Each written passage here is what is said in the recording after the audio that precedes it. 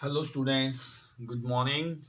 तो आज की इस वीडियो में अपन करने जा रहे हैं कक्षा 10वीं की पुस्तक क्षितिज में पाठ नंबर हमारा जो 16 है, उसका नाम है नौबत खाने में इबादत।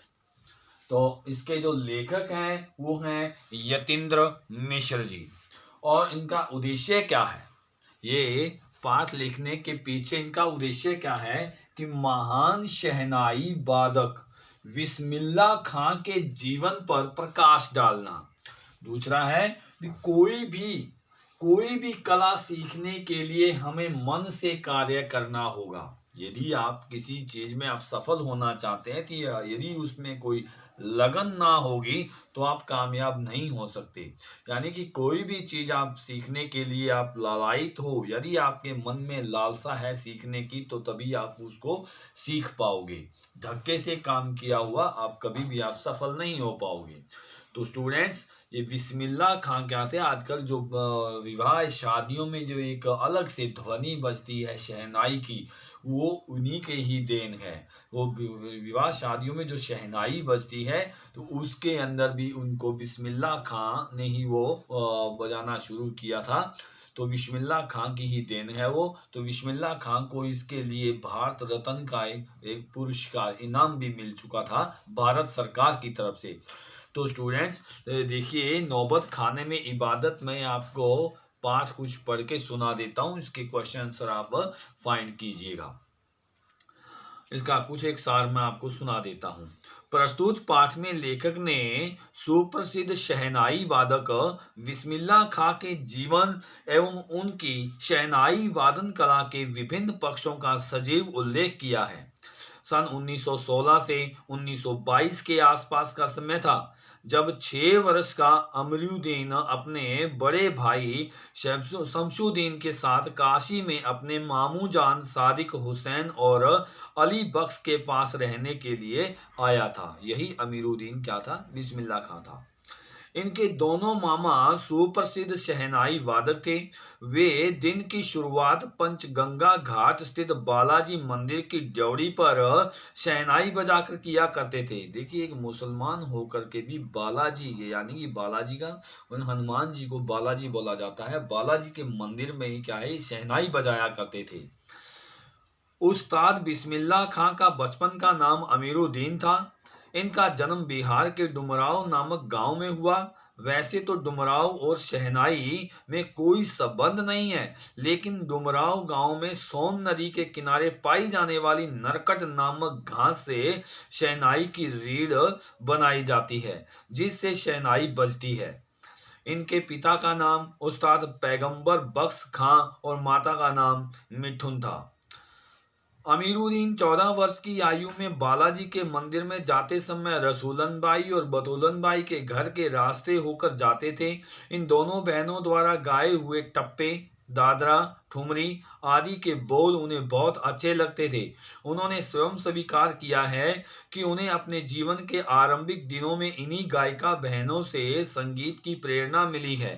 देखिए, ये भी क्या है, दोनों बहनें कोठे पर नाचने वाली हैं, गाने वाली हैं, लेकिन अमीरुद्दीन वहां पर कुछ सीखने के लिए जाता था, ना कि उनसे कुछ मतलब मजा लेने या नज़ारा लेने का मतलब बिल्कुल नहीं था। इसके लगन सिर्फ किस बात की थी कि शहनाई सीखना है, शहनाई में गाना बजाना है, उसकी राग ताल कैसे मैं सीखूंगा, तो वो वहीं से भी कुछ ना कुछ सीखता है।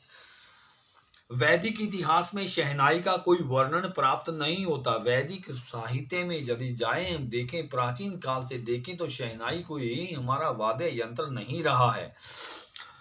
अरब देशों में फूंक कर बजाए जाने वाले वाद्य को नए कहते हैं, नए कहते हैं। शहनाई को शहनय कहकर सुशीर वाद्यों में शाह माना जाता है। 16वीं सदी के अंत में तानसेन द्वारा रचित राग कल्पद्रुम की बंदिश में शहनाई, मुरली, वंशी, श्रृंगी, मूर्छंग का वर्णन मिलता है। ये सारे के सारे क्या हैं, ये वाद्य यंत्र हैं, इंस्ट्रूमेंट, जिसे आप बजाने वाले यंत्र बोलते हैं, जिसे इंस्ट्रूमेंट इंग्लिश में बोलते हैं। अवधि के लोक गीतों में शहनाई का विवरण देखा जा सकता है। मंगल कार्य के समय ही शहनाई का वादन किया जाता है।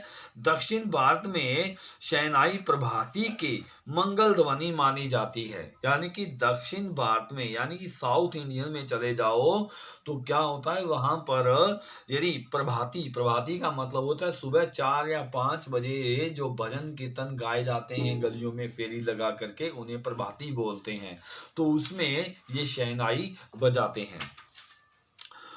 उस्ताद बिस्मिल्लाह खां 80 वर्ष की आयु में भी परमात्मा से सदा सुर की तासीर पैदा करने की दुआ मांगते थे। यानी कि वो इतने मतलब उस्ताद बन गए थे शहनाई में, लेकिन फिर भी जब वो भगवान से प्रार्थना करते थे तो वो यही कहते थे कि मेरे को अभी तक इस गाने बजाने की कोई भी तमीज नहीं आई है और भगवान मेरे को अच्छे से सुर बख्श दे। वे ऐसा अनुभव करते थे कि वे अभी तक सुरों का सही प्रयोग करना नहीं सीख पाए हैं। वे अत्यंत धार्मिक प्रवृत्ति के थे। मुहर्रम के दिनों की 8वीं तारीख को खड़े होकर शहनाई वादन किया करते थे और उनकी आंखें इमाम हुसैन और उनके परिवार वालों के बलिदान की याद में भीग जाती थी। लेखक ने बिस्मिल्लाह खां के यौवन के दिनों के विषय में बताया है कि उन्होंने कुलसुम हलवाई की दुकान की कचौड़ियां खाने व गीता वाली और सुलोचना की फिल्में देखने का भी जुनून सवार रहता था। ये धार्मिक प्रवृत्ति के थे, लेकिन फिर भी क्या है, ये कहीं भी जाते थे लेकिन फिर भी उसके अंदर से अपने लिए कुछ ना कुछ सीख, कुछ ना कुछ प्रेरणा निकाल के लेके आते थे। ये कुलसुम एक क्या थी, हलवाई थी। तो हलवाई क्या करता है, जब कचौड़ियाँ तलता है तो वहां से छन की आवाज जो आती है, वहीं से भी इन्होंने क्या है, संगीत की कला सीखी। और सुलोचना एक अपने जमाने में एक प्रसिद्ध नायिका थी, हीरोइन होती थी। उसकी फिल्म जब भी लग जाती थी तो ये उसकी फिल्म छोड़ते नहीं थे। जब 98 यानी कि 50 पैसे की क्या टिकट आया करती थी, वो टिकट लेने के लिए भी 50 पैसे कहीं ना कहीं से कमा के लेके आते थे और वो उसकी फिल्म देखने के लिए भी जाते थे। क्यों देखने जाते थे, वहीं से भी उनको क्या है, संगीत के लिए कुछ प्रेरणा मिली थी। वे बचपन में मामू मौसी और नाना से पैसे लेकर घंटों लाइन में खड़े होकर टिकट हासिल कर फिल्म देखने जाते थे। जब बालाजी के मंदिर पर शहनाई बजाने के बदले उन्हें अठन्नी मिलती थी तो वे कचौड़ी खाने और फिल्म देखने अवश्य जाते थे। लेखक ने पुनः लिखा है कि कई वर्षों से काशी में संगीत का आयोजन संकट मोचन मंदिर में होता है। हनुमान जयंती पर तो 5 दिनों तक शास्त्रीय उप शास्त्रीय संगीत का सम्मेलन होता है। इस अवसर पर उस्ताद बिस्मिल्लाह खां विशेष रूप से उपस्थित रहते थे। उन्हें काशी के विश्वनाथ के प्रति भी अपार श्रद्धा थी।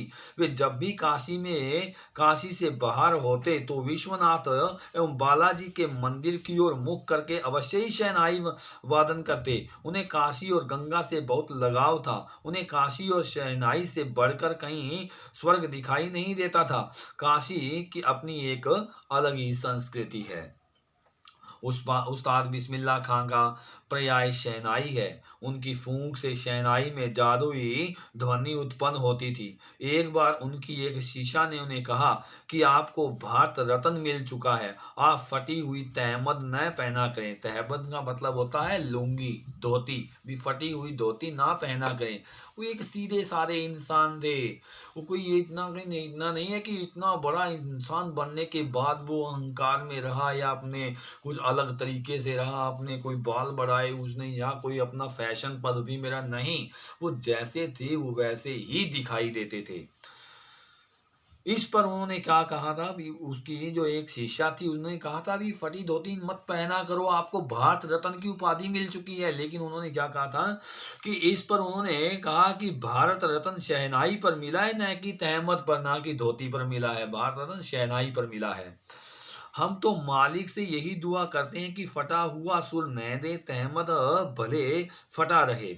उन्हें इस बात की कमी खलती थी कि पक्का माहौल क्षेत्र से मलाई बर्फ बेचने वाले चले गए। मलाई बर्फ भी ये क्या थी, गर्मियों में एक खाने की बहुत बड़ी, बहुत मतलब मस्त चीज हुआ करती थी खाने की।